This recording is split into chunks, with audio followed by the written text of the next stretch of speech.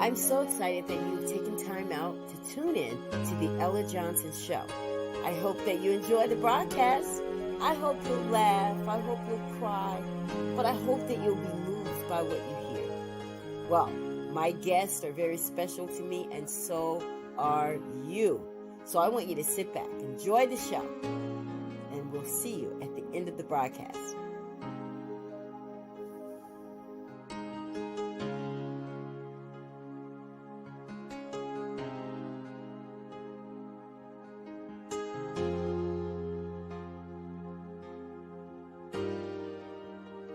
What you can become depends on what you can overcome.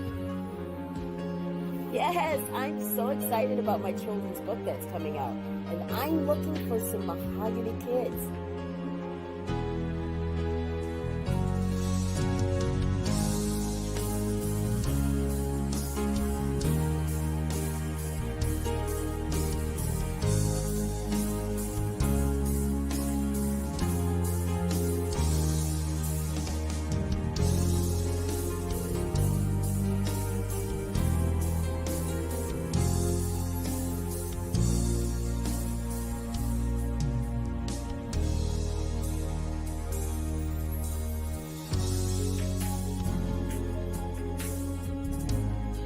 And now it's time for the Ella Johnson Show, where we set the table for real talk conversation.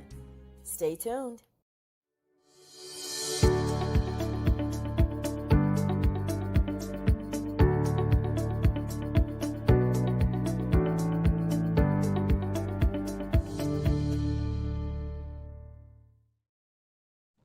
Hello, everyone, and welcome to the Ella Johnson Show. Listen, guys, every time I come on this broadcast, I get excited. I get excited because of you guys. I get excited because I'm alive. I get excited because I always have wonderful guests. But I want to welcome all of you to the Ella Johnson Show. If you're watching from Facebook, you already know what to do. I see people are already sharing the podcast. Thank you. Thank you for sharing. Thank you for tuning in.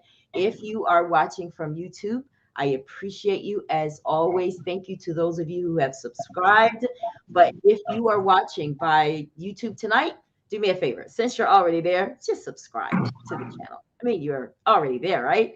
So I get excited. I'm excited because I have another author in the building, but he's way more than just an author, guys. You're going to hear a lot about him and a lot from him tonight. I am so excited because I love to bring you guys true stories. And that's what we're kind of in the mood for this month. It's Domestic Violence Month.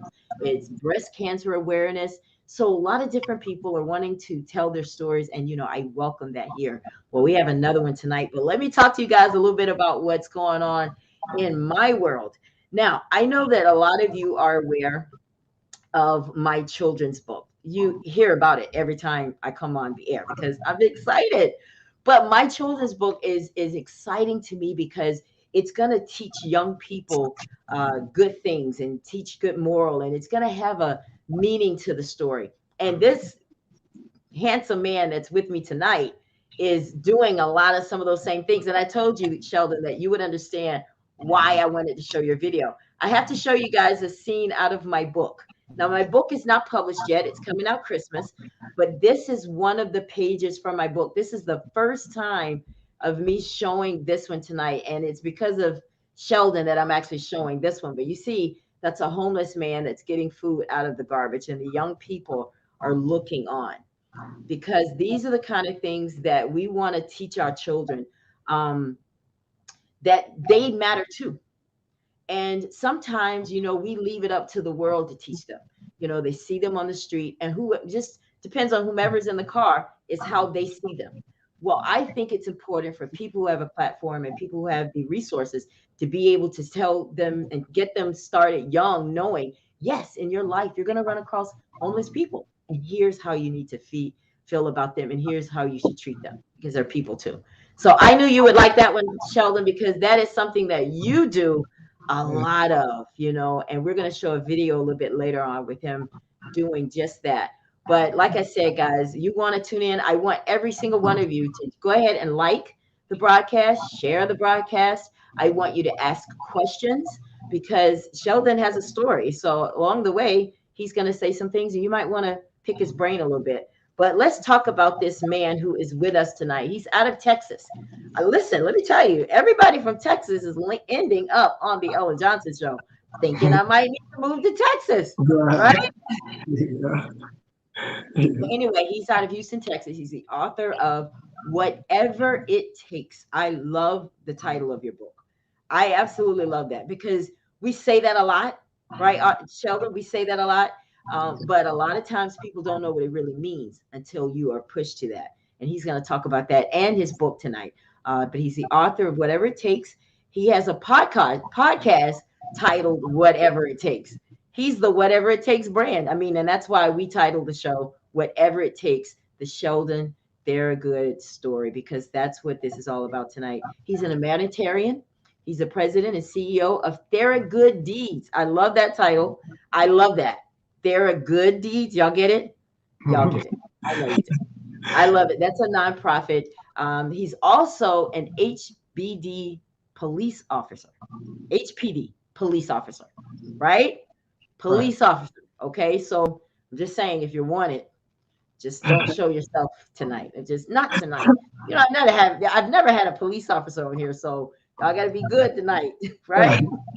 But he is a police officer, and he believes in inspiring our teens to do good deeds, right? And he's a Gemini, just like me. I checked that out too. But welcome to the Ella Johnson Show, Sheldon. It's so good to have you here. Thank you. Thank you for having me on your platform. I really appreciate it. Absolutely. Absolutely. He was just doing his podcast last night, Yeah. and now he's here being interviewed. Well, that, that's how we do it. That's Yeah. how we do it. That's what Well, we do. the only thing we do here is just have fun on the Ella Johnson Show. I mean, you're a newbie, but definitely not your last time. Everybody that comes to the Ella Johnson Show, you're always invited to come again, right? Appreciate it. So tell everybody about Sheldon. What is it that you want people to know? Just maybe in the 5 words that you can think of that describe you the most right now before we get into your story. Great, inspiring, impactful, amazing, and what's that one? Just I made up a word called "grandtastic." You can do that. You can do that. That's how they got it in Webster anyway. Somebody made them up. How do we know it? You know what I'm saying? Yeah, Fantastic. that covers a lot. That covers a lot. Why? Yeah. You smile a lot. You've been smiling since you came on here. Yeah. Right? I think that's good. I think that's good. And I know there's a lot behind that smile because, there's something that's so awesome about helping other people, right, Sheldon? When you're giving back, it's nothing in the world. One of my favorite quotes is, people don't care what you know. They just need to know that you care. And I think that everybody needs to adopt that, because we have to stop thinking about ourselves, right? And it is so good to be across the screen here with someone who's also an humanitarian because you understand what it is, right? What it takes to do it. So tell us a little bit about your childhood. Where did you grow up? Well, first, let me just say thank you once again for having me on your platform and being in front of your audience. It really means a lot. So I had to get that out the way first. And man, the introduction was, I thought I was watching a TV show, to be honest with you. I'm like, man, this is incredible, Well, it's you. I didn't make it up. I mean, I write books, but I didn't write. I mean, it's you. Right. It was awesome. I'll tell you that. I just got to give you the props for that. So. All right. Well, great. Thank you. Well, my childhood, I grew up on the north side of town. Started out playing in sports. I always got to bring that up, sports, because that's really what started the Whatever It Takes, the Sheldon Theragood, the journey. And, father, put me into sports. Looked up to my brother. My brother was very, very great at basketball. And so, I looked up to my brother, so I wanted to be just like him. He was great. So I was, I'm four and a half years younger than him. So like, I'm going to be just like him. But he was just incredible. And trying to hang with him and his friends, It didn't work out. It just didn't work out. I wasn't too good at all. These guys were big, tough, strong, high school. And I just wanted to do whatever it took to get on their level. You And know, I think that's important because if you want to be good, you don't get people that are like you. You get people that are better, right? right, right. They sharpen you. And that's and right, and that's how this whole deal started, because wanting to be on a level and being told I'm too small, or hey, Really? too young, you can't, not get picked, because these was some older big guys, and here I am, this little bitty guy, skinny guy that just wanted to, What was the guy in the NBA who they said those Spud Webb? Isn't that yeah, his name? Spud Webb. That's me. What? I was a little Spud What? Webb, but not with Spud Webb game, but I had dreams. Right, So right. and things just never just went right. So I just, every time I went home, I never gave up. Even though I had those tough times where brother was like, Sheldon, I'll get you on the next one, or I'll pick you. But it sometimes it just never happened. So what did I do? I used to go home and cry, but I was working hard. I never gave up. I had a Wow. What competitive was it that you mentality. just couldn't? And was it that you just what? Did you make the team in school? Yeah, but at the time, me being little, we're talking, let's go 10 years old, um, and just trying to be better, be great. Well, I could say like those guys, but my game just didn't add up to those guys. But playing basketball at my level, I could, hang with, my level of the kids at the schools. But I wanted to be great like them. And in order, for me to be great, I hung with those guys, and I was always watching on the sideline. And I would see their game and, take some of their game, go back home and practice it, and just work on my game to perfect it. And as years went by, man, I tell you that attitude, that competitive mentality I had, it all paid off, to the point to where all those guys picked me. I was like the first person to get picked. I was on a Really? Okay. So now yeah, you stepped up your game, and I now they're stepped my picking you. stepped my game up, and now it So wasn't. Mhm. so how far did you go with it in basketball? How far did you go? I went all the way up to freshman year of college. Well, my second year of college. Were you there on Yeah, scholarship? went on 1 year. I went to junior college for a scholarship, and then I transferred Hmm. to TSU, Texas Southern University. Okay. And then And while you were there, did you get hurt or something? What happened? yeah, yeah. So I think this started back. Yeah, we actually, I want to say high school, but my first year of college is when I started experiencing uh, my right hip pain, right? And at the time, I'm like, man, maybe I pulled the muscle on my hip. Maybe I just made a move and turned the wrong way. So the trainers were Ah, always wrapping it up, icing it, saying, Sheldon, here, take me to wrap it up, to the point to where it just kept hurting. It just kept hurting every time I put ooh, it away. So when I transferred to Texas Southern University, that pain stayed with me. And coach was like, Sheldon, man, you might want to go get that checked out and see what's going on, because it's hurting your game. And I went to the doctor, and they did an x-ray on my hips. And come to find out, I had osteoarthritis in both of my hip joints. oh, So arthritis. the more I played, the more pain I suffered. So it Yeah. don't matter how hard, I was going hard. You don't want to tell nobody like I'm hurting, because that's how I grew up. I didn't, I wasn't a baby. I was gonna take that pain and play That's how we through it. grow up in life, period, with just That's how, yeah. anything. Yeah. And Yeah. even with my brother as my role model, the bigger boys, I never showed that. I just practiced harder, and so I brought that same mentality to the course in college. But that pain hurt. It was like So it was it was time to like be real. So it was it was time to time get real. exactly. It was time to be real. My mom was like, "Come on, Shelly, you can do it." My body was like, "Oh no, man, we're gonna have to sit this one out." Because Because I mean, you were just making it worse by continuing to play. yeah, Oh, how did that feel when you finally realized, you know what? Let me ask you this first. What were your stats like? What were you averaging a game? in college, well, my first year You mean high school, or you want to go? What we talking college? College. Let's talk about college. And, and my first year, it was off and on. I didn't start, but coming off the bench, I would average like I say about 5 assists, maybe 4 points. Sometimes I have a 20-point game. But me and uh, I think at that school I learned a lot. I learned a lot from the coach, and it was just time for me to transfer back Were to you Houston. point guard? Were you point Yeah, guard? yeah, and that's another thing, part of my story, because I played point guard my whole life. I've been short. I've been just But you short. didn't see short though. Just like Spud Webb, you didn't see it. Everybody else saw it, but you didn't see Yeah, it.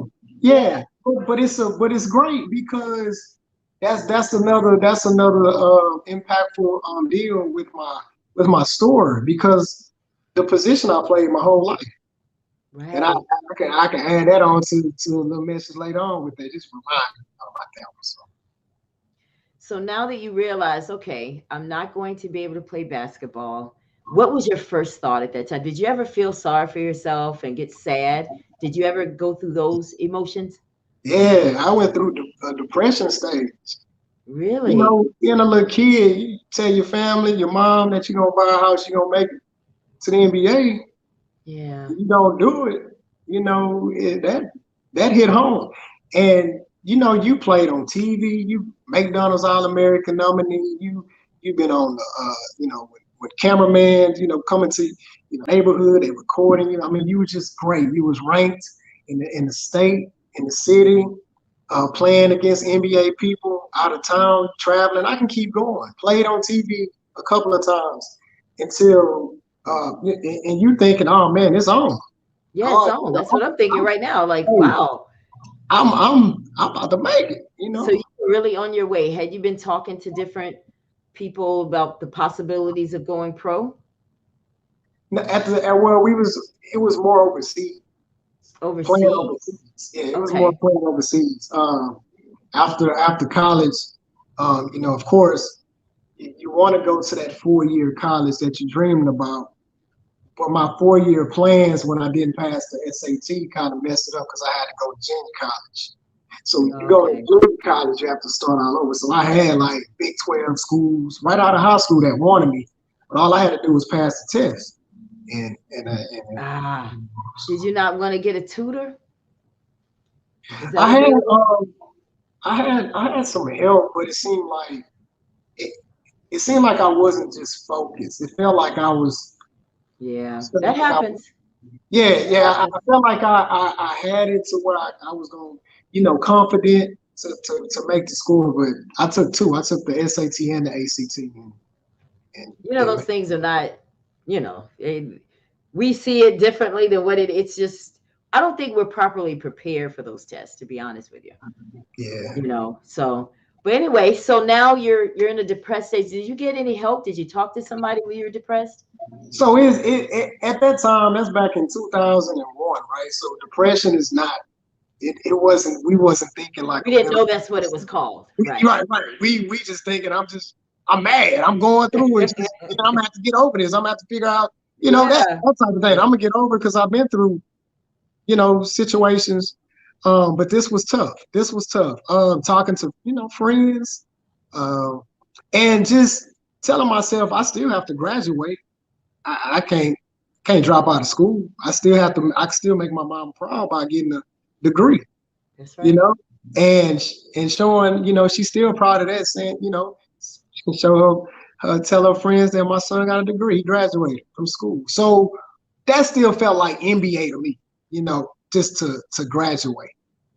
And that's what I did. But also I had to, of course, I was trying to get out of my grandma's house, so I started looking for a job to work and to try to get my own little spot. But that's what it boiled down to. Now I'm working. Now I have a job, and I'm more so working and not really going to So what did you think basketball. about? Okay, right, because you're in basketball. That's what you had set your life up for.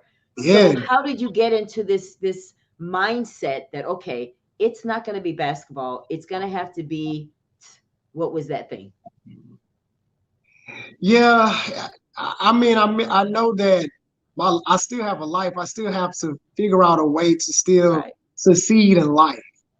And and I knew I had, like I said, I had role models, I had coaches, I had great people. You get hurt, then things of that nature can happen. So it's been in my mind, but I'm like, I'm not gonna get hurt. I'm about to make it. I'm good. But when it actually hits you and you like and you're done, coach was right. The camps I went to, they said that man, if you don't want to put all your eggs in one basket. You want to have other options. But at the time, I wasn't on it. You weren't trying to hear We that, was right? we You was weren't trying to playing. hear that. We was hooping. So that's what my journey, my book got a lot to do with now. My experience. I just feel like God took me through a lot to experience life, to impact and give to the kids that's on that same road, or just to people that's going through that same journey.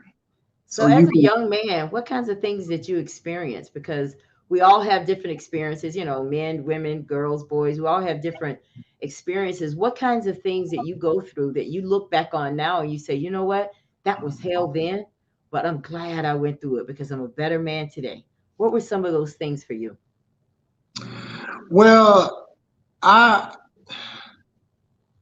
a lot of it was the experiences dealing with kids, right? I never knew that I always call things purpose. Nowadays, the things that's happening in my life, it's all purpose to me. It's Of all course. God's purpose, right? Oh yeah, yeah. So I knew that I still, even though I knew I had to find a job in order for me to still remain still happy, but to still stay in the game some type of way, like coaching and being involved around kids and showing them uh, how to do the things that I was doing to impact their lives and coach through them and and share my little story, my little college story to those guys. So Right. that experience is a great experience that I actually use nowadays. Now I have a lot more things to talk about, but at that time, that was one great thing that started my whole journey because I had a whole. I love to help. I love the kids, and I love I to see. love that. I Yeah, love yeah, that. I love that. yeah. I was a great ball handler, so a lot of kids, point guards, they wanted those what you call it, the handles is what we call it, the dribbling the ball well under the legs, behind the back, showing off a little bit. And I So had you those were type good of at all of that kind of stuff, and the yeah, kids. shaking base. I had the skills to do some great things with the ball. Right. Just great ball. Wow. So when you're out there with the kids, you share a lot of that with them and some of your Oh, experiences. of course, I bring up basketball. I always say, "Hey, y'all, anybody play sports?" As soon as somebody say they play basketball, I say, "Man, you can't play. What you got?" And that start the whole conversation every time. You light up like a Christmas tree when Light you up. talk about Yeah, basketball. I think that's great. That's awesome. yeah, yeah, yeah. Wow. So I mean, so when you're going through and you're thinking over your life though, even now at this stage in the game and you look back, because sometimes we reflect. Mhm. And when you're reflecting over your past and some of the things that you were doing and how that whole process, do you think that kids should apply that type of passion to anything that they do? Because, we're dealing with different kids these days. They're Yeah. nothing like we were. They're exposed to different things than we were exposed to. They're up against social media. So when you have these kids in your presence, how do you help them deal with stuff like that? George Floyd, something like that, because they're dealing with real life things in this world now. We may not, there may have been some George Floyd type things happening when we were growing up, but we didn't know about it. Now everybody knows about it. Do you try to talk to them to say, you know what? This is how you guys need to look at this, or give them a different way, or listen to what they have to say, even if it doesn't, even if they don't agree with how you feel about it? How do you approach those kind of situations with our youth today? Well, in my um, a lot of times, like in my nonprofit, we had a mentorship program, and a lot of times we have kids, and we have that one-on-one mentorship where they can actually have a person or myself that they can actually talk to about situations and always call on. I have kids all the time, that was calling me about just different situations. They know, even though I'm a police officer, they know they can open up and call me. They're comfortable with talking to me about That's good. situations when they get in trouble, or just asking questions, or just wanting to know. And when I go out there and speak to these kids, I let them know that, hey, I came from where they came from. I understand. I got a story.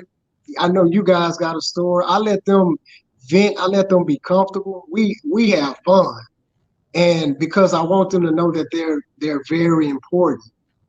They have a say so too. Tell me your story. Let's talk about it. So I mean, now I mean, like you said, back in the days, it was totally different. But Totally for different. now, totally different. So now I actually just go to the schools, and we, like I said, we used to talk to them and mentor them, and let's hear your story. You tell me about your life. What can uh, you can do better in your life? What mistakes you made? So we had those type of conversations because we want to figure out where their mindset at. You never know what a kid thinking about these these That days. is So so true. hey, I'm And some of them may not have a father at home. So yeah, you become a father to absolutely. so many kids. I'm sure they call you dad. And you just kind of do it because I hear mama a lot too. And I'm Yeah, okay with it. I mean, I have six that I actually had myself, but who yeah, cares? If you got six, you can have 20. That's the way I look at it. that's, Right? hey, You that's do the right. same, it takes the same effort, that it does with one as it does with 100.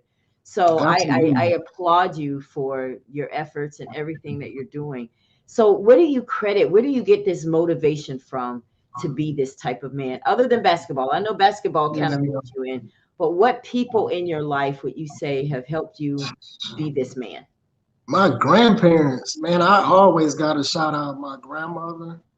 Uh, I have a 97 grandma that's still living right now. She probably waiting on me to do my FaceTime with her at this time. Oh, Um, yeah, and I had a Meemaw that just passed on Easter last year. oh, You I'm know, sorry. two Yeah, very, very, very impactful. And I can't forget about my mom. I can't. Mama, I'm sorry. I can't forget about her. that's She's right. she's just a amazing, amazing queen. So those two very impactful grandparents of mine laid the foundation. They laid the foundation. One of my I call it, it's in my book, my North Side grandma, she taught me the Bible. She taught me how to pray. Okay, that's She right. taught me she taught That's me how good. to go to God and how to call on him. You know, uh, Ooh, sometimes you can't depend on man all the time, but you can depend on God. So at preach. any given time, I just go get on my knees. After this show, I go over there and pray, Lord. Give me strength, give me help, Yes, guide yes, me in the right direction. And, yes. and and she gave me, she, to this day we still talk about it. She can't even walk, hardly can turn pages in the book, but she's still in that word. Reading her daily bread, watching the her church on TV, and that's Wow. what really inspired me, right? So I'm my relationship with God is we right here, we close I now. like that. I love Yeah, that yeah, because and people now hold seem on, to think that they can do it without it. You you know, can't, it's you not can't. something you can do in the natural. You can't.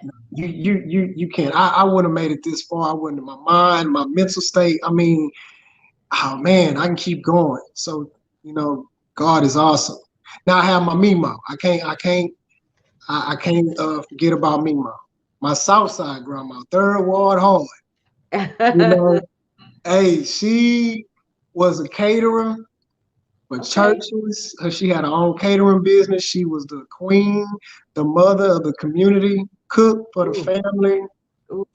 bring the family together. She was the heart. See, She didn't play. these are the kind of people we have to model ourselves after, because they're, you know how people say there aren't any big mamas anymore, and Nah, we didn't understand just how valuable they were. yeah, Some of the things you tell your young people, and even some of the things you do, they all come from that upbringing. Absolutely. being at grandma's house, sitting around Mm. the, so, because we didn't watch a lot of television back then, but sitting in the living room when it's raining, because, they didn't want you to even move when it's Yeah, raining. yeah, And that's where a lot of those lessons, they were just pouring them into you. yeah, And I could just see the glow all over you because you yeah. haven't stopped smiling since you've been on the broadcast. Hey, it's grace. It's all grace, man. I'm excited. And Yeah. when I talk about my grandparents, they excite me even more because I seen the struggles. I seen all that.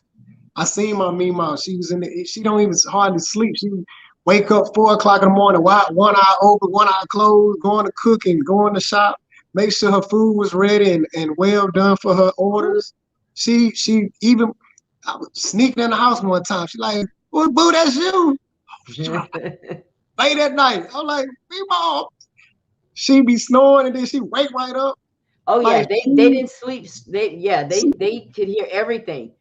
Yes. everything. Yes. And Mima loved you. She will maybe she curse you out and call you every name, but she knew the Lord and she prayed for you. She loved her grandkids. She loved her family. She'd do anything.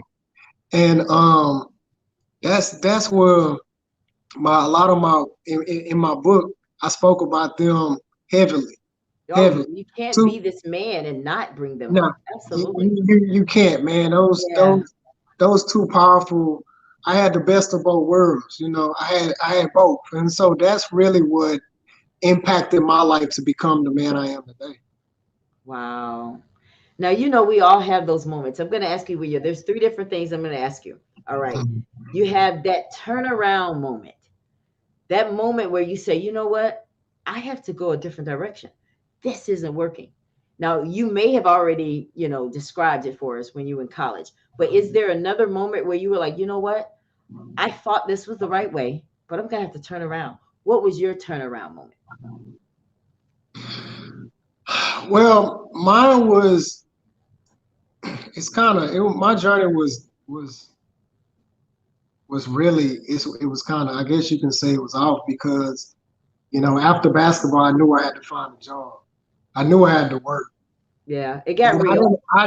I didn't have, and I just and it's kind of just went from there, working, and I had to find another job. I didn't like, this one, and then school, and then all of a sudden, things just started happening in my Yeah. life, and it just kept going, and the story just kept going. Like it's just the chapters just kept increasing with different things happening in my Mm, life, and mm. then to the end of the to towards the end of the chapter where it's like God, hold on, like is you telling me something? Remember the Yeah. relationship we got this relationship, so I can talk to him, and I know that he's working through me. He's doing things in my life, and I'm starting to see what he's doing, and I'm questioning like, Lord, what what you is you doing? Is you having me to do something? Or are you telling me something? And that's how my life actually went. It just kept going from there. Like I didn't have everything that I've done. I felt like it was a purpose that God brought me through it to get to where I am today. Now I'm not finished. Oh, yeah. I still got a lot more to go. You know, Absolutely. but but Absolutely. but to this point where I'm at right now, it was all God's purpose. It was all his what I say walking through his purpose in my But life to why I think you were able to hit those steps? Because you have an ear to hear and a Mhm, heart to receive. And mhm. I think that's important. And a lot of reasons and I'm going to put myself in this, we miss God sometimes because we're over there when we should be over here, never in place. And you know why? Because we have so many people in our ear. We have Yeah, so many people taking up our time. And right. when you say you want a business, but you don't go and try to find out how to do one, you just think it's going to fall in your lap. It can't happen because you're out of place. And I Right. think one of the things that helped you is that you were seeking God, you were Yeah. seeking his face, and Hmm. you were hungry. And he Mm. was like, well, let me just drop a little something on you. Now Mm. go on over there. It was almost like he was dropping the cheese, Driving cheap. making a path with the cheese. And you were just following it because you Follow. were listening. You were Yeah. listening. And Yeah. so that's why the glory, it just went from glory to glory to glory with you, you know? Yeah. Yeah. He took me through some challenges. A lot of that I Now spoke let's about talk in the about book. some of those challenges because that's what I want to get Yeah. into the Okay. crux of, because there are people that are watching the broadcast that may say, well, everything sounds easy so far. No, that's coming. Sounds like a Right? normal, We have to give normal them, we person have to to give them me. the good. We have to give them something. Now we got to butter that toast, right? Yeah. Because it's not easy. What you see this man smiling today. You see him Yeah. enjoying this glory that he's fall upon, but it wasn't always there. So let's talk about some of those challenges that you experienced. Okay. So, no, like I was saying, Lord is moving me on my journey.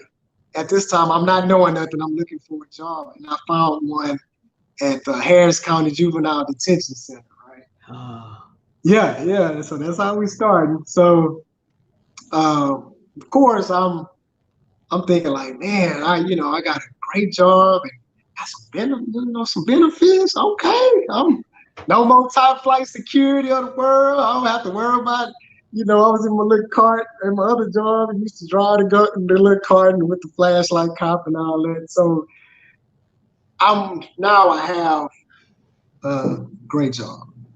The thing about it was I knew I was going to be dealing with kids, which I love. So I had the heart already. So I knew this is going to be great because I get to talk to kids. I get right. to talk to them. Well, Kids. what were your challenges? What were your challenges in that though?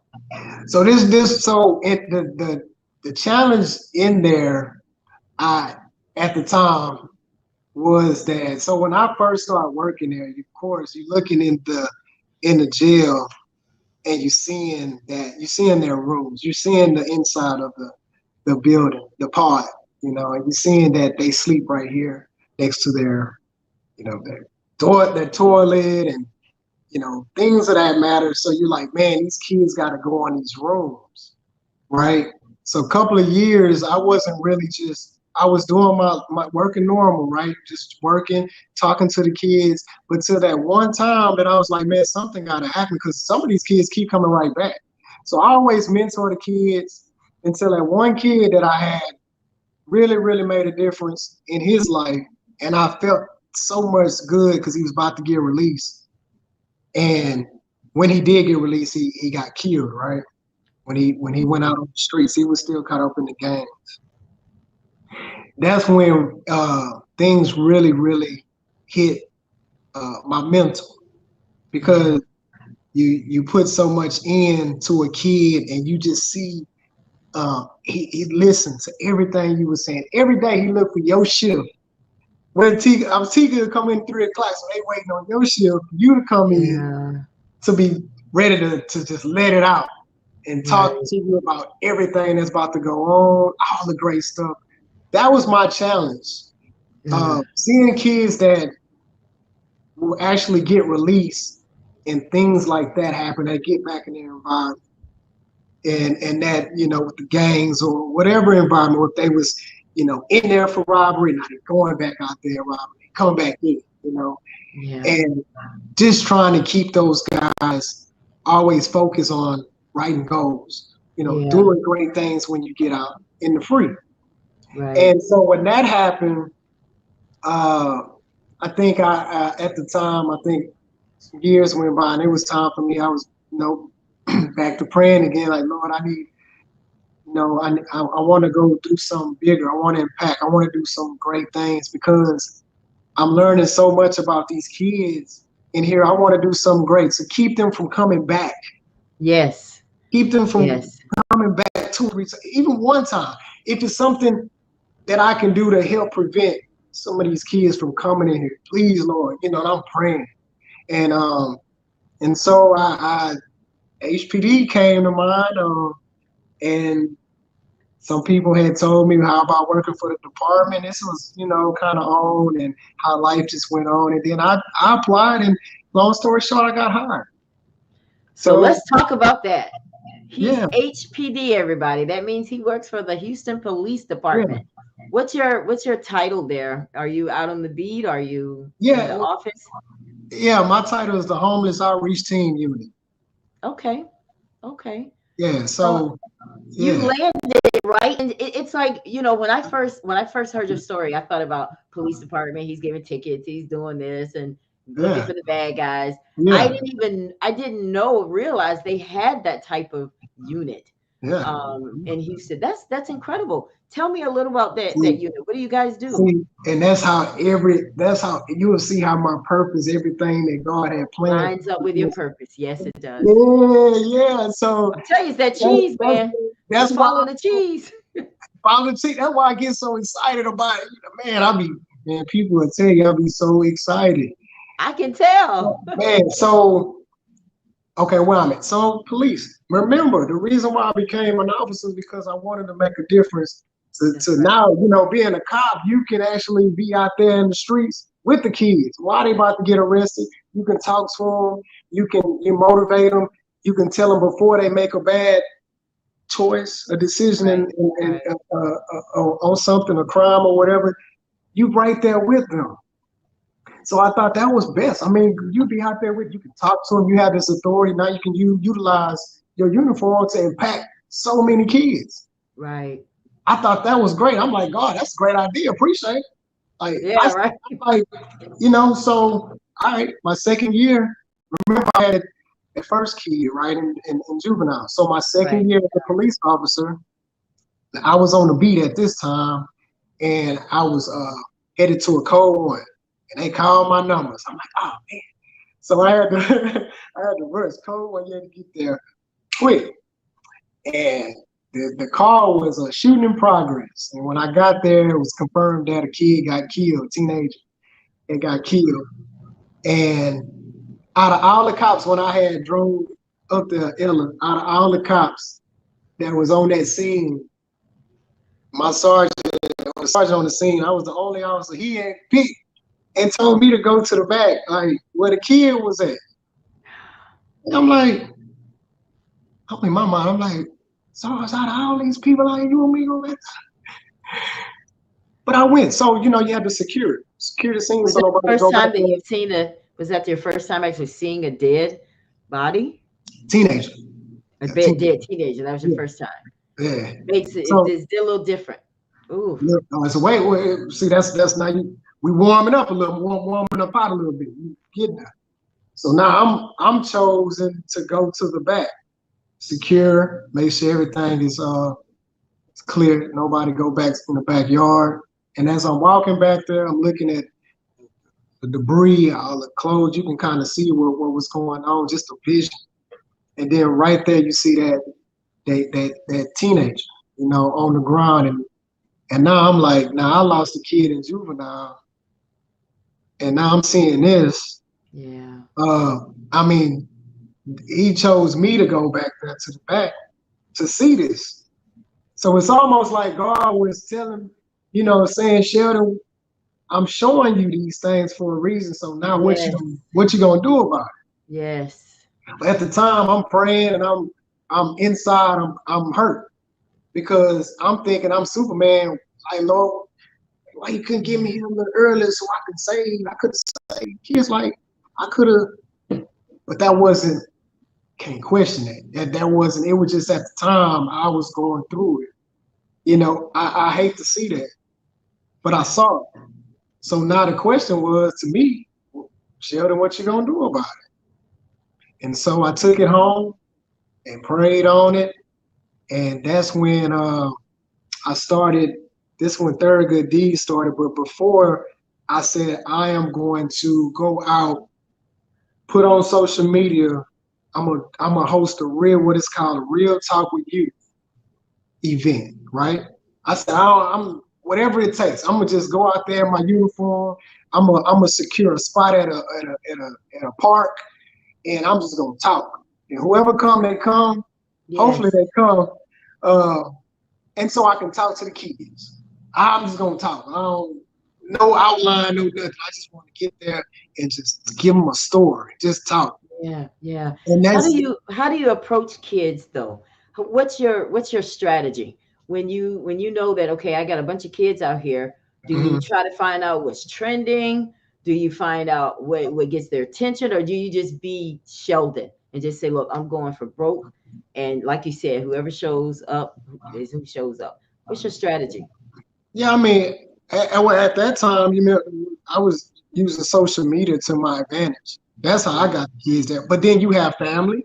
Some of the Hmm. family, your family, kids in your family, sometimes they go through things. Our own family needs some guidance, our own That's kids. right. That's So right. you have your family, then you have your friends. Some people support. They see what you're doing, so why not bring my kids to hear Sheldon? They need to hear this. Whatever he got to say, they need to hear what he got to say.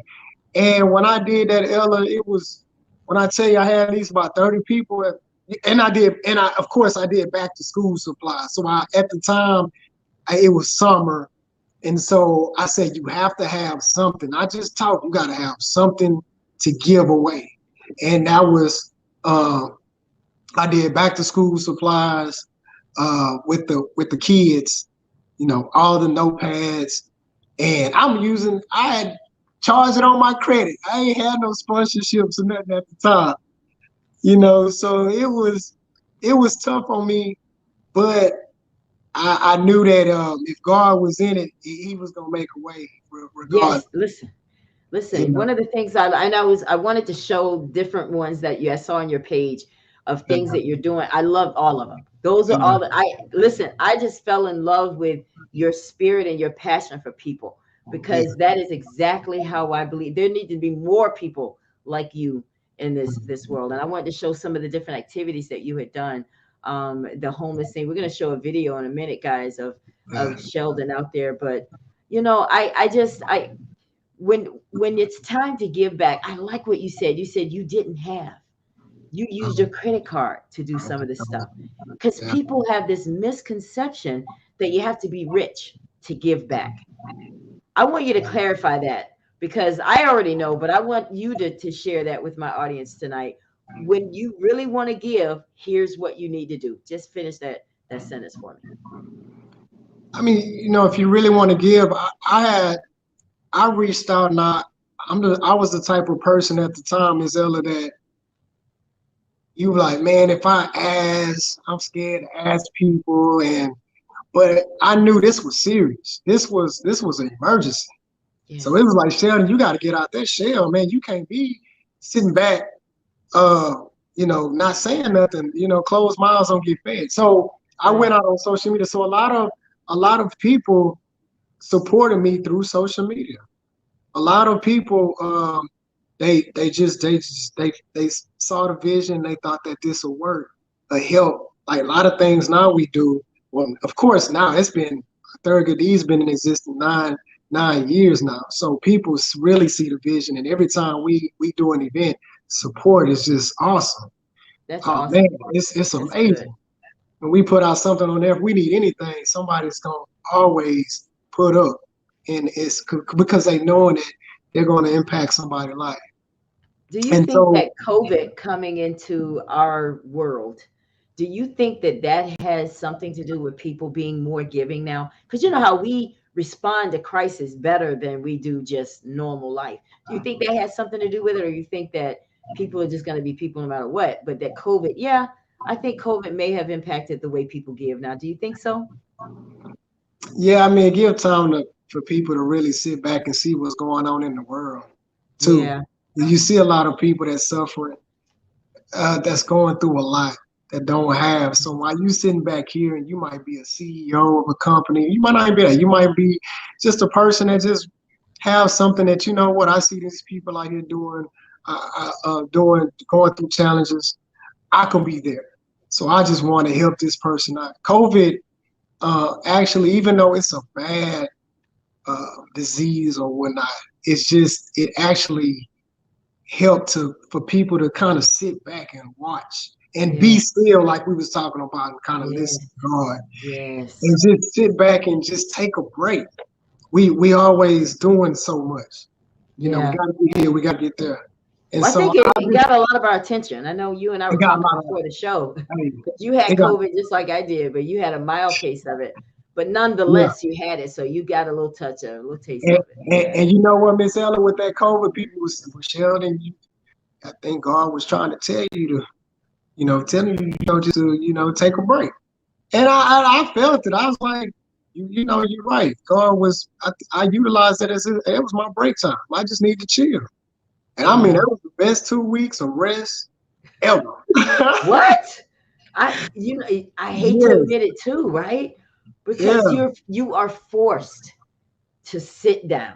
You are force. forced to just say, you know what? And we don't listen, y'all. You do not want to get COVID to force you to just take a break. No, Take your no, break. Don't take get it. COVID to take a break, right? Don't do that. I Don't don't. do that. You know, So you I want have to another one. I have another one. It's that moment, because everybody, and I want you guys to think about what your moment is too. Y'all can play along too. You guys can put your answers in the comments. But I want to know, you know how we have that moment where it's like, I can't believe I did that. What's your moment like that? Because we all have them. uh, So what I was yours? I had it. It's in my book too. And it's something I always, when I mentor my kids, I always talk about that one incident in college. You know, just hanging with some good friends. I mean, you trying to fit in, and Right, then right. you get involved in something that you just knew that that's not you. You know, Mhm. both grandmas would be throwing Bibles. One throw Bibles at you, the other be throwing pots and pans at you. You knew that If wasn't she going. knew, right? If she knew, if they knew, you know. But and that was something that and to this day, man, that's been 2000 and I What think was it? What was 2003. what So was your moment? What was yours? it was just an incident. We was going to do some, you know, in the car with people going to do some bad stuff like harm people, you know, things of that Oh way. wow. Right. And I had just got a car. And see, man, Miss Ellie, you tell a lot of that in my book. They gonna have to read this. He tells Okay, the when story. They I gonna know have to you're like, look, Elle, I can't give you everything. like, No, yeah, show. I can be honest. I know, right? Well, I mean, we know that you had one of those moments, and you were with some friends, so With that's good friends right there. and Yeah. to and it actually nothing. Just put it like this: nothing happened, but it was something that I actually put in my book, like what I call it, the what if factor. So people Mm, can always have that in the back of their head, but when they about to do something, what if this happens? Or what if, you know, it can always be in the back of their mind. And then they can make the decision from there. Now you already told yourself what if. It's a consequence behind that, right? That there are consequences. there's Yeah. a consequence behind it. So what if? Most likely if I steal something, I'm gonna get in trouble, get arrested, whatever, depends on, you know, the case. But what if? And to this Yeah. day, I use that. I use it everywhere I go. I use it. I Yeah, use because we'll look and see our house burning, and we don't realize that we're the ones who lit the match.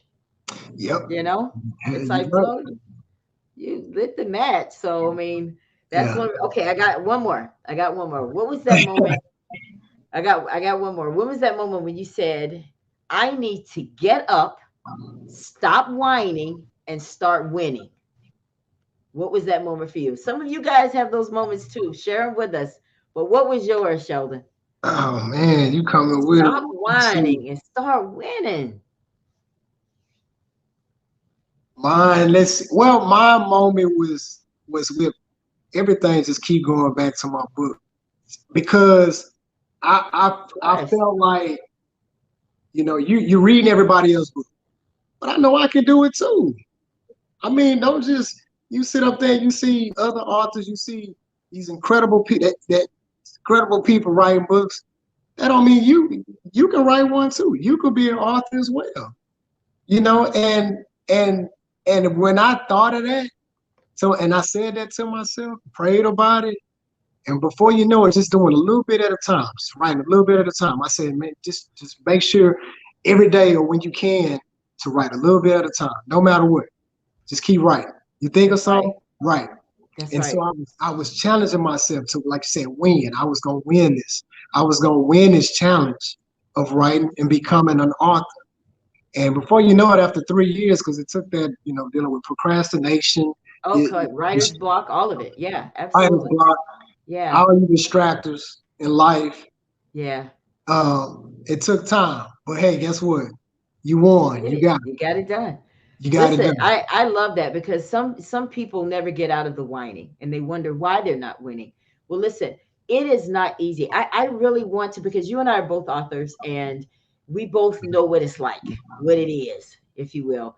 And I want to encourage people because I hear so many people, like when they tell me their story, the first thing I say is, have you written a book? Do you want to write a book? And a lot of people have no clue, Sheldon, where to start. Listen, there are really no rules to the game. So don't let anybody make you think, oh, you got to do what you got to do is purpose it in your heart. Find out why you want to write books. Are you really just wanting to write a book because you want to make money, or are you writing a book because you want to be purposeful? You Right. know, some things may not be profitable, but it may Yeah. be purposeful. And you Exactly. have to find out what your reason is and be honest about it, right, Sheldon? Because if you Exactly. really want to make money, say that, because that's what some people, they do it for. And if you are doing it for money, then you need to purpose yourself the right way so that Yeah. you can turn a profit on it.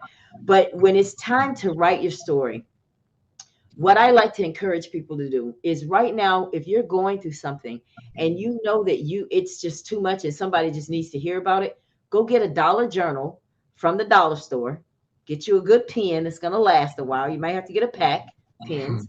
And I want you to just start journaling every day. Put down what you went through that day, what's going on in the world, how you're feeling. I don't care. You would be surprised if you see some of my journals. You're like, wow, you actually wrote that. Nobody sees it but me and God, right? But Yeah. I want you to start doing that, because now when it's time to write, I want to encourage you, pick that journal back up. And this is what I do, Sheldon, and this worked for me, and that's why I've had 4 books published, because um, the way I did it is I relived it. That's hard, because now when you read that journal, now I didn't say I did it easy. I mean, I had my wine and my gospel. I have my own strategy. You come up with yours. That's mine. But Yeah. I would listen to that and I would relive that.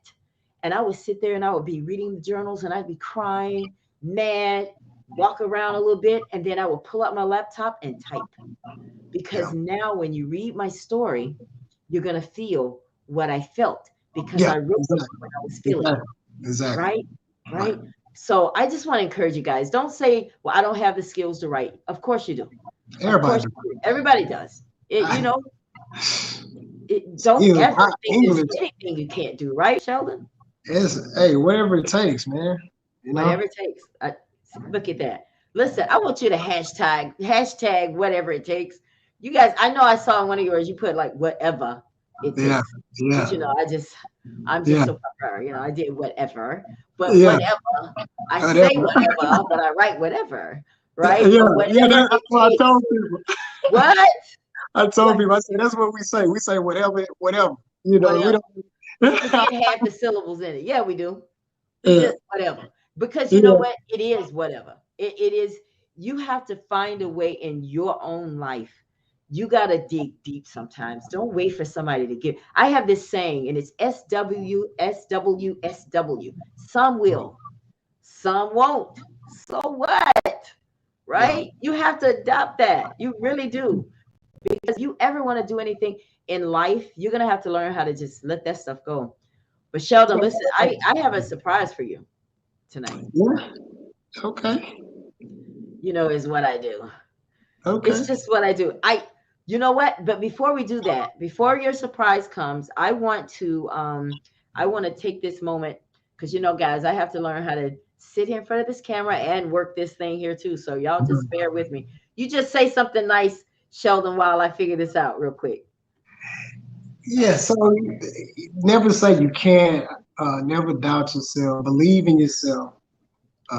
Whatever your mind states, your body follows. So never ever doubt nothing. If you believe, you can achieve. I think that's my man Tupac. He said it. He said it himself. In his song. So never doubt yourself. Everybody, if you believe in yourself, if it's something that you're trying to achieve a goal, you can do it. You can do That's it. right. Write it all down and scratch them off one at a time.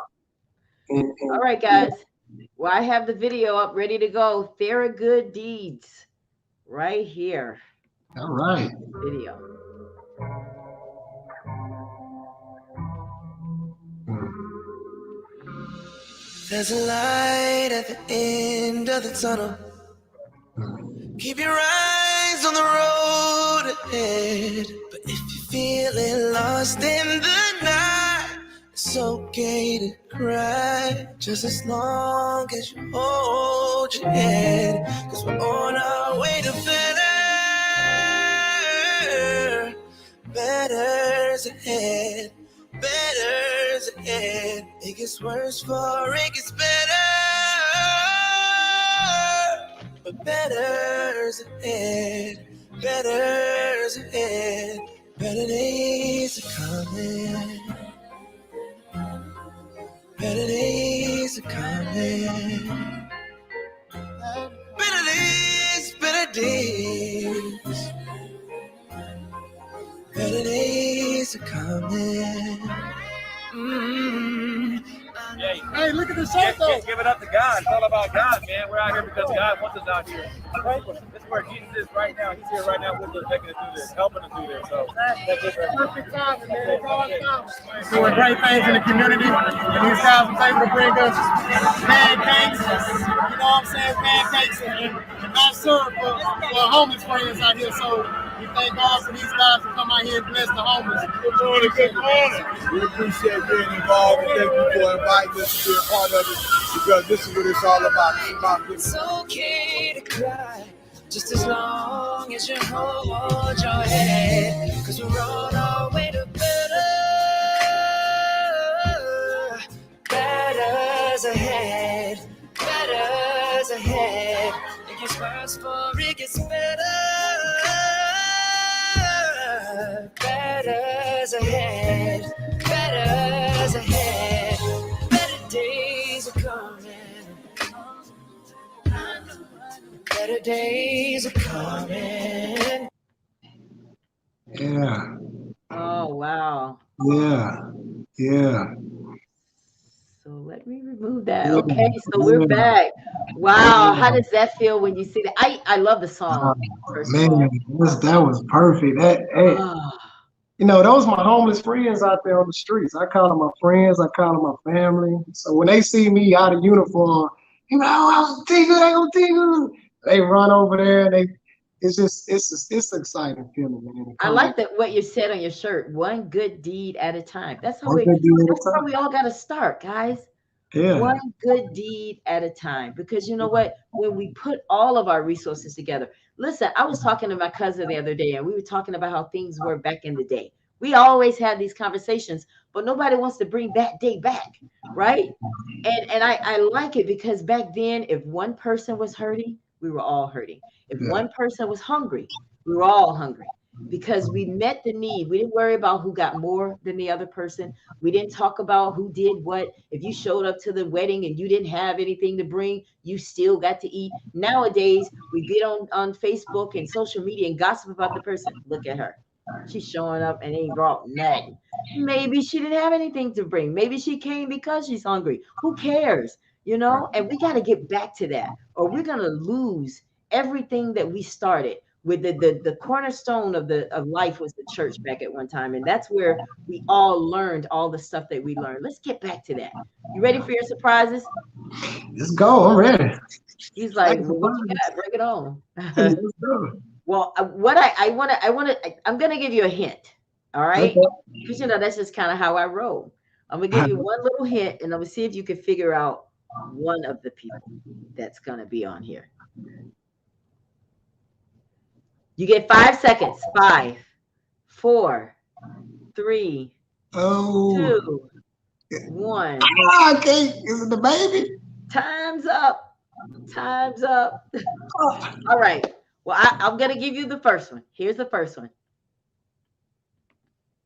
Welcome to the Ella oh, Johnson Show, no, Ashley. Ashley.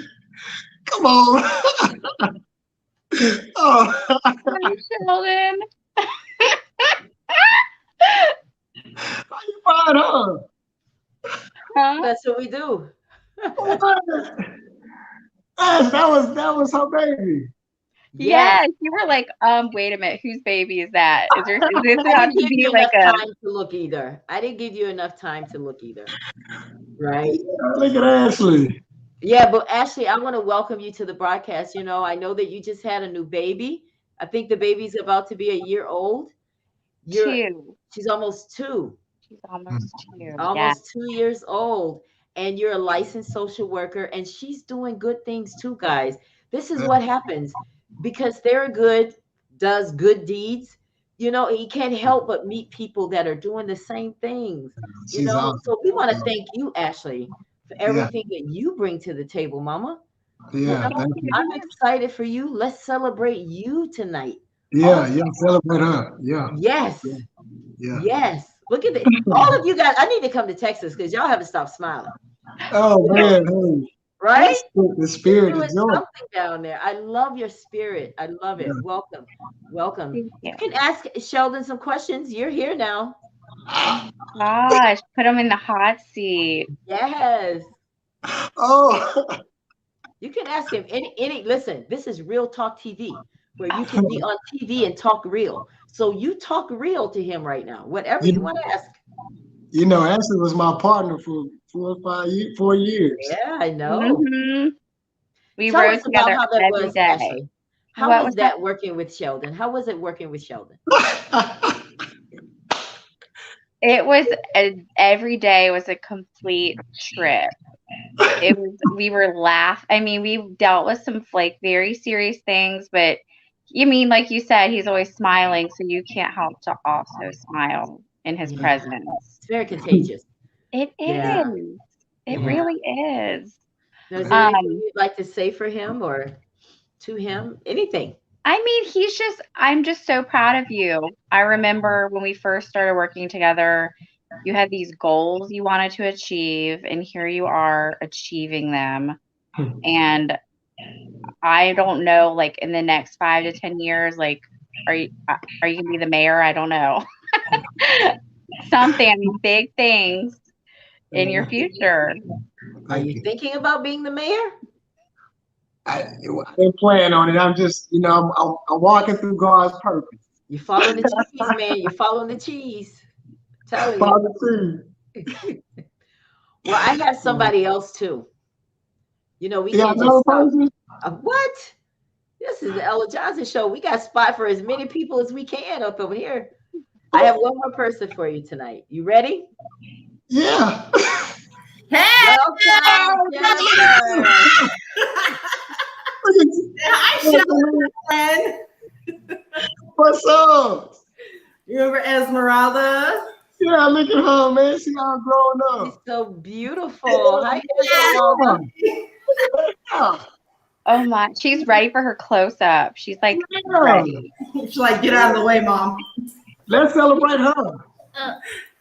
Wow. So do you like your surprises, Sheldon? Yeah, man. It was, I didn't know you. I thought he was going to give me like a gift or something going to come through the phone. Oh, this is better. I'm turning 8 on Sunday. Huh? He's turning I'm 8 turning- on Sunday. 8? Oh my He's god. turning 8? Look, I'm gonna show you. I had that picture. We took a picture way back when I did we did an outreach event, and she was so little. I'm gonna show you that picture. I'm gonna send it to your mom. And she used to run around saying, Sheldon, my friend. Yeah. She used to. She had to. Yeah. She just. Look at little mama with the bottle. She's too cute, Yes. Jennifer. Hi, Wow. mama. Hi, baby. Say hi. Girl. Look at her. Look at that face. Say hi, Cheese. Victoria. Her Give smile me bigger those than ours. cheese. Hey. Oh my goodness. You see the people? Hey, best surprise all day. This is it. I'm so surprised for real. Like this is awesome. Well, I'm so glad. That's what we like to do here. One day I'll pop up on the screen and it'll be a brand new car for you. Just not this day, right?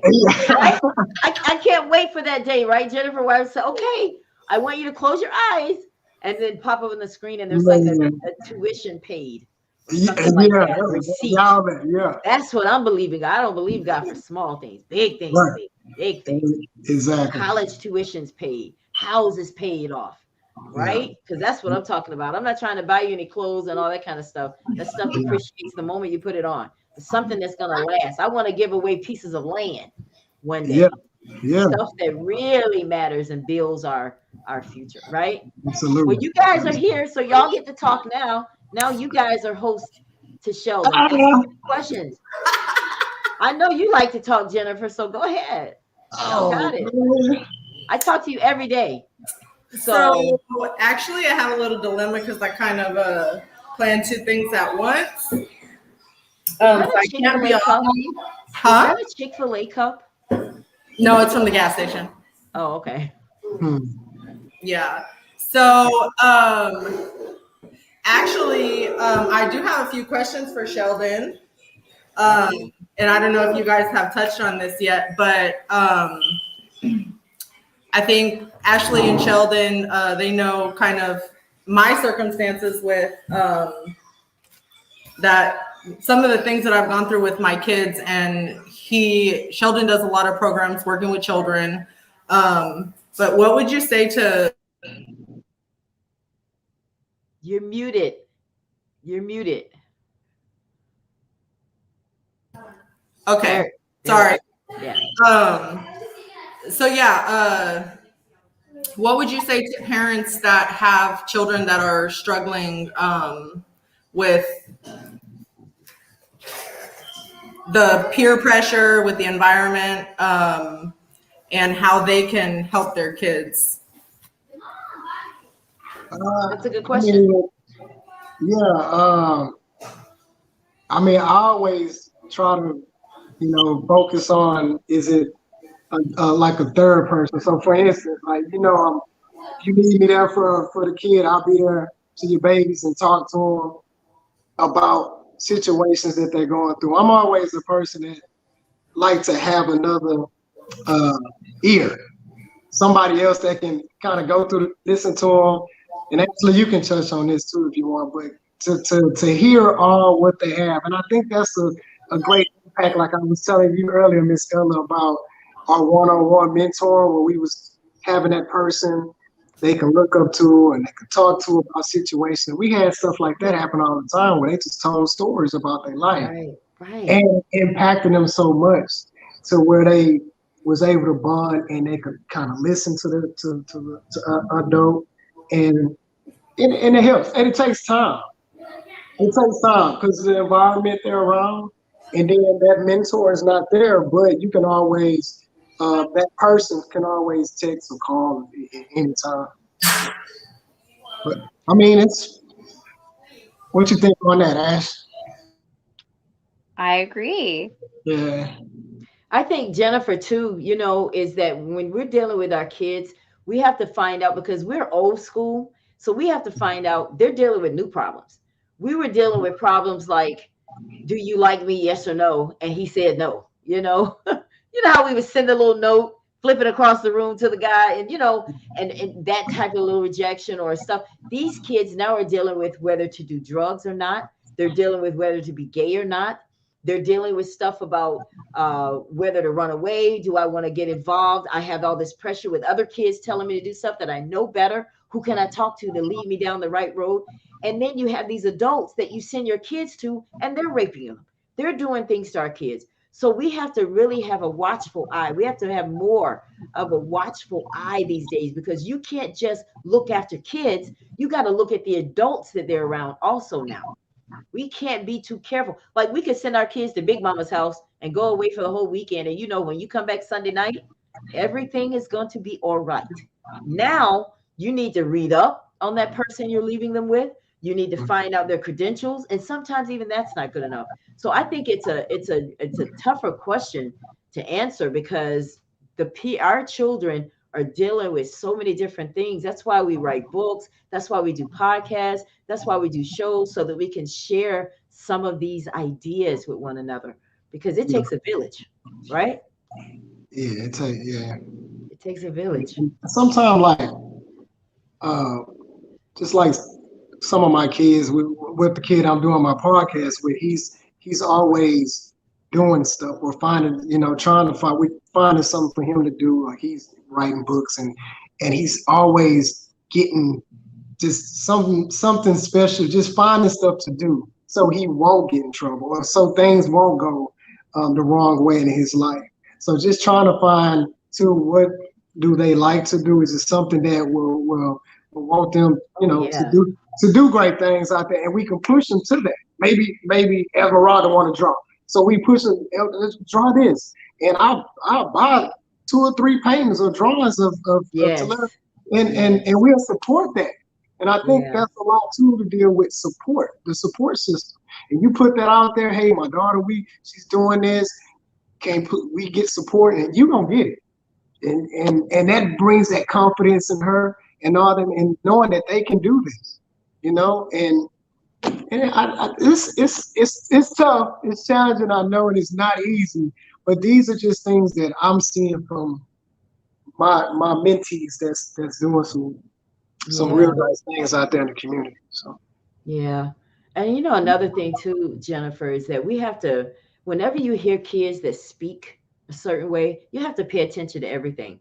If they're speaking as if, well, I'm never going to be anything, my family's broke, my family doesn't have money, I can't go to school, I can't do this. When you hear that coming out of their mouth, we have to understand, and I heard this from Creflo Dollar once, what goes in our eyes gets down in our heart and it comes out of our mouth, because out of the abundance of the heart, the mouth speaks. So when you hear people speaking poorly, it's because it starts from something they've seen.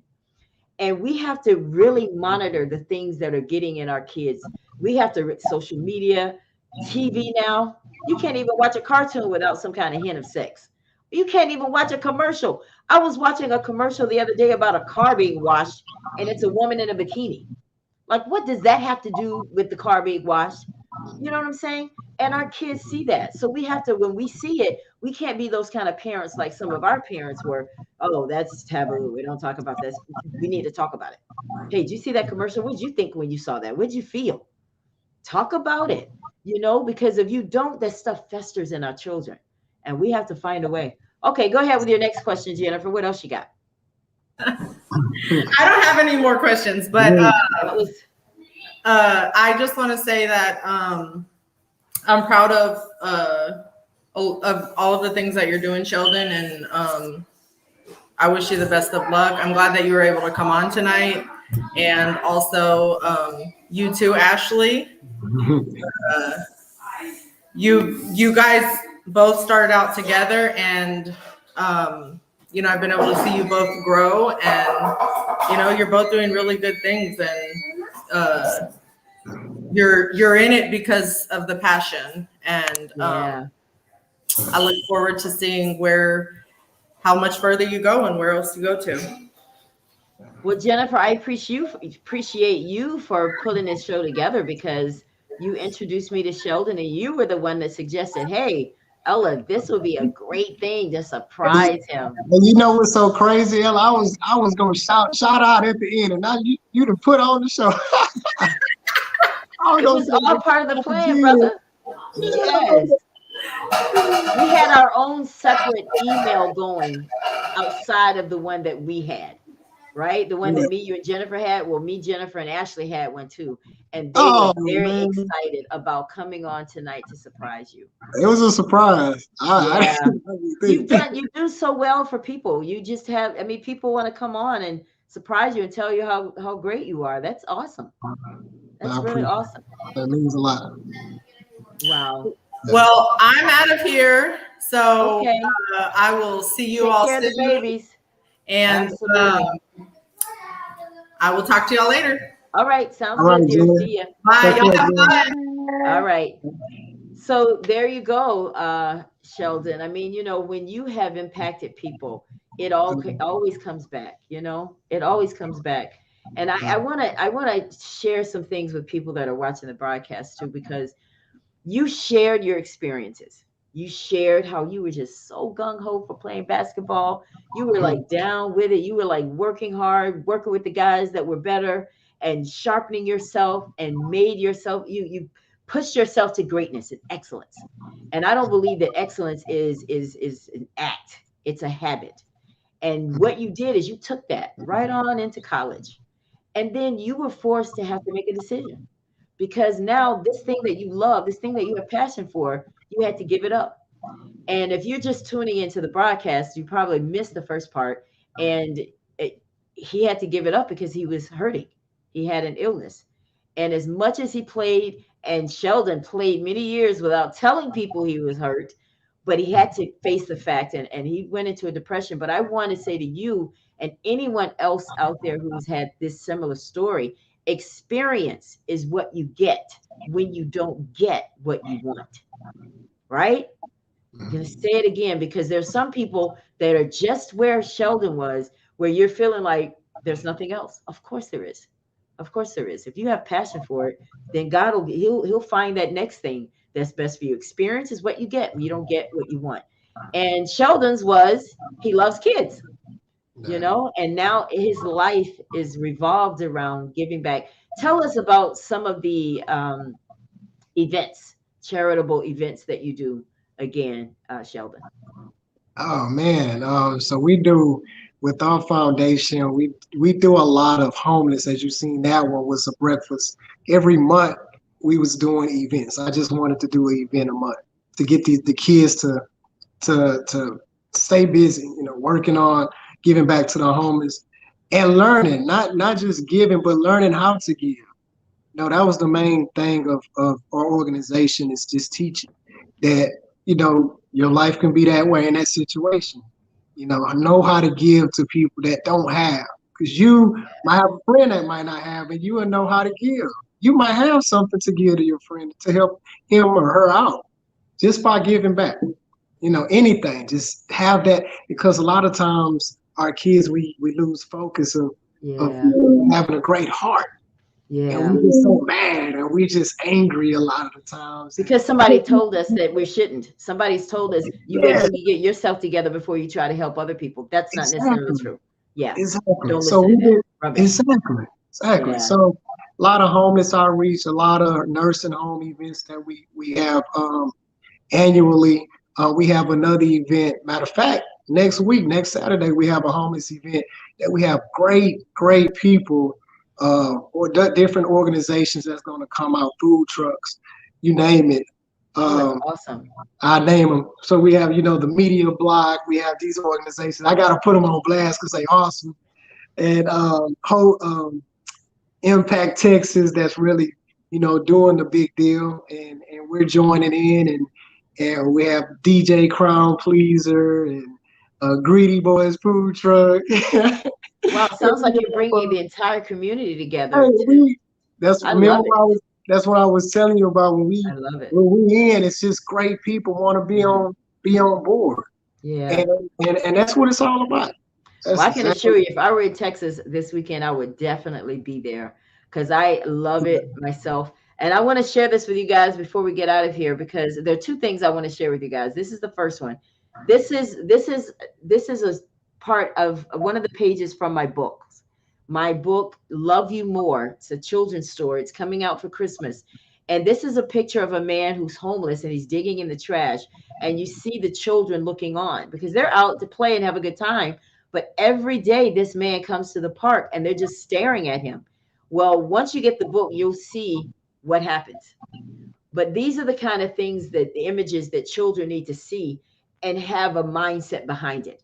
Don't just see it, walk away from it. This is something that they can refer back to because some kids are not going to be told the right things when they see homeless people.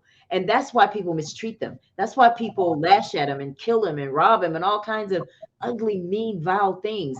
And we need to get our children's minds wrapped around what's real and we need to get them early.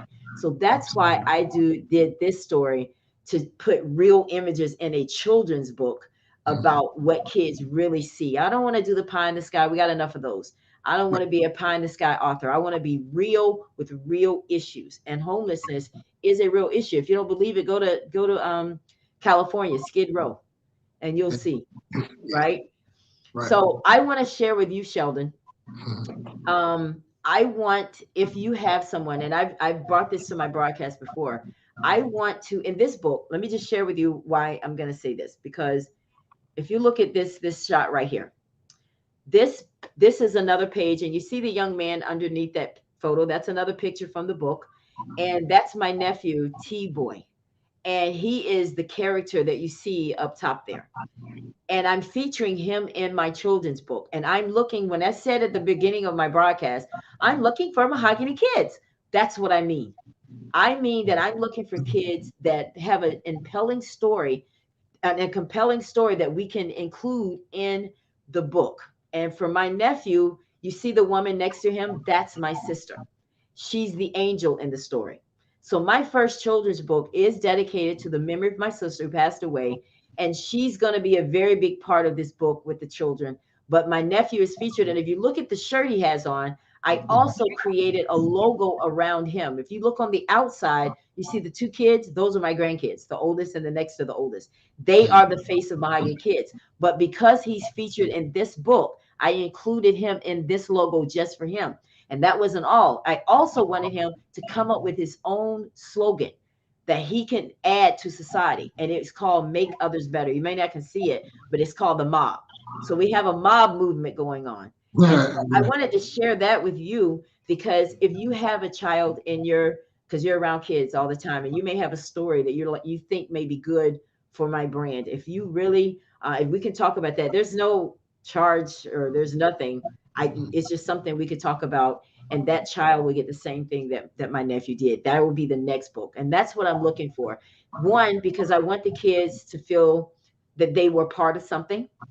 And if they're writers and they aspire to be writers, I want them to co-author with me, because writing a children's book is 1,000 words. That was the challenge for me. You would have thought everything else was no, that was the challenge. My books are all over 400 pages. So to try to take a story and put it in 1,000, that was like, it took me 3 weeks to get it to them. They're like, Ella, we're ready to go. What's up? Well, I can't. Well, I'm at 2,000. They're like, you want to pay a lot more? Okay, well, you need to break it down to 1,000 words, because children's book is supposed to be just that simple and to the point type thing. So I want to extend that to you, Sheldon, and as you as well, Ashley. I mean, because I know you guys are both around children, and I'm looking for stories like maybe a child was taken away. I want to deal with that in my children's books. Maybe you have a child like you, Sheldon, who wants to do something really, they're very passionate about it, but they can't because of something that happened that's beyond their control. Maybe it's a child that was bullied. Maybe it's a child that's been struck with a disease. Those kinds of stories are the things, because at the end of the story, there's always a moral to the story. And you'll see that in my children's book. There's something to be learned for the kids, something that'll stick with them. So if either one of you has something like that, let me know. I want to feature them and give them the same thing you got: their own logo, their own slogan, their own T-shirt. The deal I made with my nephew is that a portion of the proceeds my niece is putting for his schooling of the shirts, and the other portion goes to the center that he's at. So we like to involve nonprofit as well, because they're learning how to give back, but he's also learning how to be a businessman too. Okay, now some of this money is yours, because they got to learn that when you run a business, you can't keep it all. You got to pay some people. Right. IRS is one of them. Just saying, but right, we're not going that deep with it. But you know what I'm saying. They have to learn that it's not just about you. You have to filter other people into this as well. So that's what we do to try to help kids as well. So do you want to add something to that, Sheldon? Yeah, I'll be on the lookout to see if I can find and we'll get in contact. Well, I got your information, so I'll let you know. That's really great. Yeah. That's really great. So that was the first time. Thank you. That was the first time I shown that page, because my sister was like, Ella, if you show all the pages, nobody's gonna want to buy your book. I'm so excited, right? There's 12 pages, and I'm like, y'all listen, y'all got to hurry with this book, because before you know it, I will have shown all the pages. It's I'm already amazed. I love the pictures right there. I mean, I'm ready to buy. Yeah. Well, I'll give you that opportunity. Right?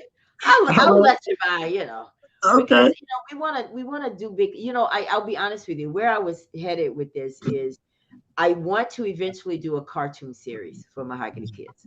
Mahogany Kids being my grandson and my granddaughter, they'll always be in the book, but the characters will change based on the story. So when your friend or whomever, if you guys bring me someone, I'll have characters with names of their real friends, right? So that it feels like their story. Right. But the only two that will always stay are my grandson and granddaughter because they are the face of Mahogany Kids. But I'm excited about it. We're looking to do a series. We're looking to do cartoons with it. I want to put coloring books with it, the whole nine. I need to find somebody that does coloring books, but I'm excited. So I understand your excitement, Sheldon. Yeah. Ashley, you're so quiet. She's just sitting there like, Actually chilling. I But know she is. I'm excited. She's I just want to buy like, the book for my daughter, so let me know. I'm gonna follow you so I can be up on the coloring books and the book and all of that. And I'm Wonderful. thinking you should do one with an animated Sheldon. I think Sheldon needs to be a character in one of these books. You know what? It's so funny because when I was thinking about how I was going to present this tonight, I did think about you, Sheldon. I'm gonna tell you why. yeah, Because what I just said about a boy who wanted to do something and wasn't able to do what he had visioned, a lot of people fall off and just don't do anything. But you didn't. So I don't oppose to using a little boy named Sheldon. I don't oppose to that. I won't give him an afro and a mustache though. He's got to grow up first. I might give yeah, him a high girl, top. I might give him a high top or something, right? I might give him a high top fade. But let's talk about it. Let's talk about it because I want to get this one done. I had to get that first one under my belt first to see how it is. Doing a children's book is a lot more challenging than a regular. It is. It's a lot more because you have to. But it doesn't matter. It may be challenging, but it's possible. It's doable. I'm Yeah, doing it. And you just got to hire the right people. So if anybody wants to know who they should hire and the people that I used, I would be more than willing because I'm going to talk discounts on the next book. What? ah, already. Yeah, look at here. Sheldon told you that I gave you. Look, I'm Yeah, looking yeah, at 15% off next one, right? yeah, But anyway, guys, listen, it's really been a great show for me tonight. Meeting you, Sheldon, was just breathtaking because I love to see people that love people. You are the type of people that are the best leaders because you love before you lead. A lot of people try to learn how to love while they're leading. It's too late because people have this trust factor that they cannot get over. But you have said, you know what? That's why everything is coming easy for you. And it's going to be easier from now on, Sheldon. And it's because you got their attention. Because people, what did I say? People don't need to know how much you know until they know how much you care. That's real talk. And that's why they'll listen. Because I have a nonprofit, 501c3 nonprofit, Women at Work International. And the motto for me when we do feed people for Thanksgiving, if a man is hungry, don't turn him away. Feed him first and he'll listen to anything you have to say. Feeding people is a setup to let them know how much God loves them. And that's what you've done. And now you got their attention, they'll do anything you say. So you have it. You have it. I'm proud of you. And I am definitely going to get your book. yeah, You sent me the link. So I'm going to, yes, there's his book right there, guys. Let me pull that up again. And yeah. you know what? If you look in the comments, guys, I put in there where you can get let me see if I can pull that comment up again. It's in the comments here where you can go and purchase his book. I put it at the beginning of the broadcast right here. So if you go and look at the just scroll through when the show is over and just click on that link, it takes you directly to Amazon. And just go ahead and you can get the Kindle. You get the Kindle, download it on your phone. I have so many books on my phone, but I have so many over here in my bookcase too, because I love to support people, period. It takes a lot to write a book. It takes a lot of courage, especially when it's your story. And this is his story. He spent 3 years to get it done, but he got it done. And what'd you say before the broadcast? This is something you didn't think you would ever do? At all. It didn't, and that's what's so impactful about the story, about the book. But you did it, and that's all that matters. Right. So I want you guys to see it. This is a picture of it again. Boy, I tell you, this is like a full-time job, just trying to work this computer and all this stuff, man. Especially when you can't see, Ashley. Well, Man, I I was tell you, impressed with you having me backstage and then coming on stage. Like, I could not do this. girl, I bet you could. I bet you could. You I know why I know you could? Because if you have a passion for it, why not? It's That's just some true. buttons, just some keys you got to hit. That's all.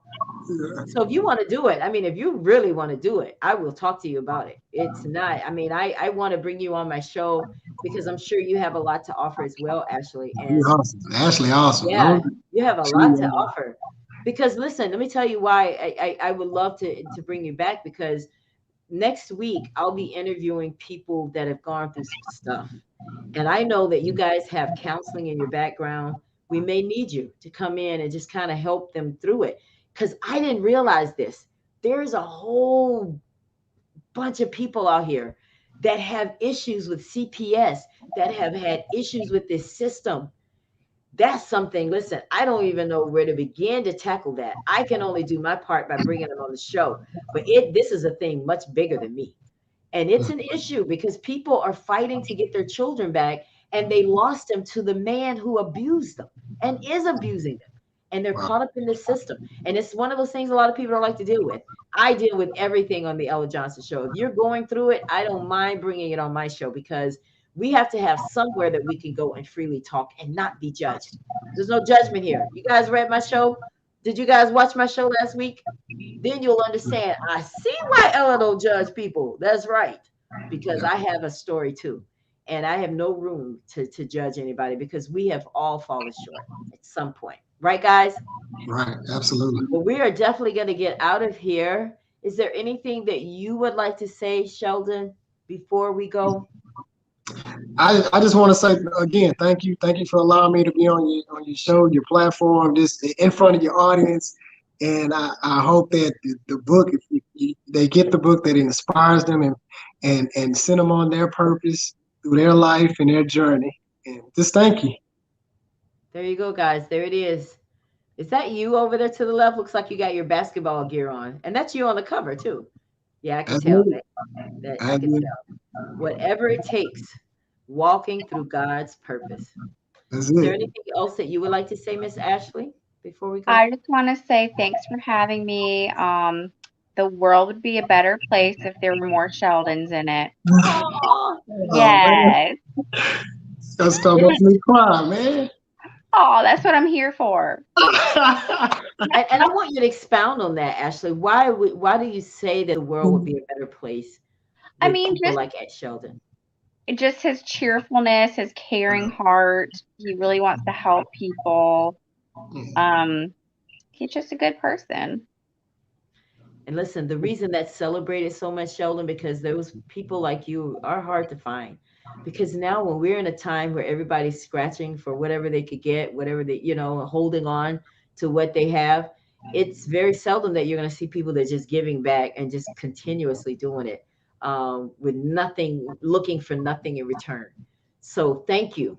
Thank you for your service. And I also want to thank you for being a police officer because I know you guys catch a pretty tough rap sometimes. I know you do with some of the things that are going on, but I just want you to know that you are appreciated. And if you ever run across me and I'm speeding, don't give me a ticket. I'm just saying. And don't try to get me for bribing an officer or nothing like that. None of that stuff. I'm sure I would break all the rules. I'd be like, but Sheldon, I didn't know. Well, ignorance of the law is no excuse, Yeah, right? But yeah, thank you so much for your service. And thank you to Ashley for everything that you contribute to our families and how you give back and give that baby a hug from yeah, the Ella Johnson show. yeah. Tell her we give her love. Yeah. Thank you. All right, guys. Well, listen, thank you all so much for tuning in to the Ella Johnson show. It's been real. Listen, I want to say thank you to all of you who have offered your well wishes to my family in the passing of my cousin. I was talking to Sheldon a little bit before the show. My cousin, I was with her on 4th of July, and we were all together, and several people in my family caught COVID. And she was the only one who did not survive it. And so I just want to, give my love to my family that are watching the broadcast and I'll see you guys next week. Those of you who will travel to Alabama, or if you are in Alabama, The funeral arrangements are on Thursday night. That is the viewing from 10 to 11 in the morning is when the family gets there to view. And then 11 o'clock is the public. And on Friday, that is the funeral. And it is 11 o'clock. The family is wearing yellow. And if you'd like to support, do that. But we do appreciate you. She lived a beautiful life. I'm glad that I got a chance to spend time with her on the 4th of July and loving on her and video and being silly and doing what we do. But she took her last breath the other day, and God, the heavens have earned another angel. She got her angel wings. So I just want to tell you guys, I don't want to come on here and preach to you about COVID. I had it. Sheldon had it. Some people watching the broadcast, I know Mikello, who was watching tonight, has had it. Several of you have had it. And I just thank God for your life that you were able to survive it. But real talk, I wouldn't wish it on my worst enemy. It's not something pleasant. Okay. Well, we're going to get out of here, guys. I want you to have a great weekend. Next week will be a little different for me because I will be traveling. Wednesday night, I'll be back here. And I just remembered today that I'm going to be on a plane Thursday morning, and then I have my show. But listen, I am a woman that's committed to my mission, right? So I will just be live in Atlanta. That's it. I go to Atlanta first before I go home. But I'll just go live. But you guys will see me next Wednesday and Thursday right here on the Ella Johnson Show. We have some more stories, more true stories coming up next week. All right, guys. Good night. We'll see you next time. Good night. Have a great weekend. Thank you. Bye. If you would like to be a guest on the Ella Johnson Show, simply send an email to theellajohnsonshow@gmail.com or just send a text message to 407-334-6997. Thank you so much for tuning in to the Ella Johnson Show. We'll see you next time.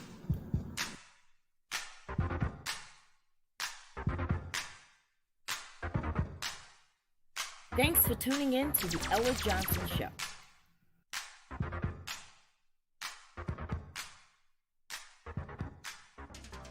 Please don't you miss out. You will never regret. Tune in at 8 p.m. YouTube and Facebook Eastern Time. We catch you there.